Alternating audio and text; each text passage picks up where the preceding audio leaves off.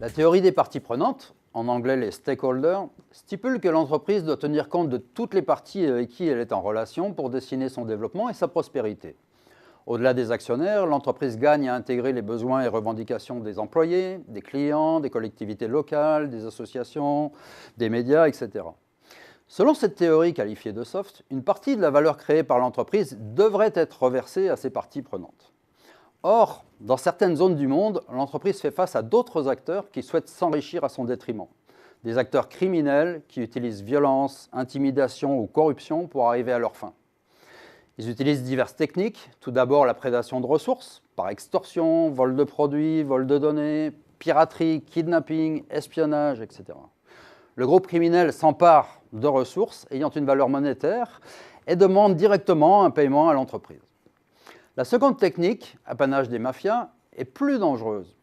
Le groupe organisé, à travers des sociétés légales mafieuses, cherche à s'emparer de la valeur économique créée sur des marchés légaux. Il devient alors concurrent d'entreprises légales et est susceptible d'employer moyens légaux et illégaux pour écraser ses rivaux. De telles pratiques ont par exemple été identifiées en Italie et au Japon, où les mafias locales contrôlent partiellement certains marchés, comme la construction, le traitement des déchets ou l'hôtellerie-restauration.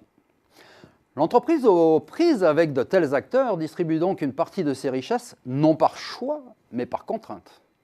Revenons donc au point de départ.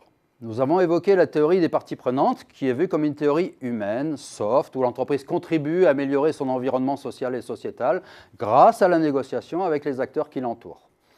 Mais si cet environnement regroupe aussi pirates et mafias, l'entreprise ne pourra pas négocier comme à l'habitude, car ces parties prenantes criminelles ne reçoivent pas, elles prennent. Il faut donc développer une théorie des parties vraiment prenantes, théorie qui introduirait la violence et l'intimidation dans les relations entre acteurs. Parce qu'une telle théorie éclairerait une réalité dont on parle vraiment peu.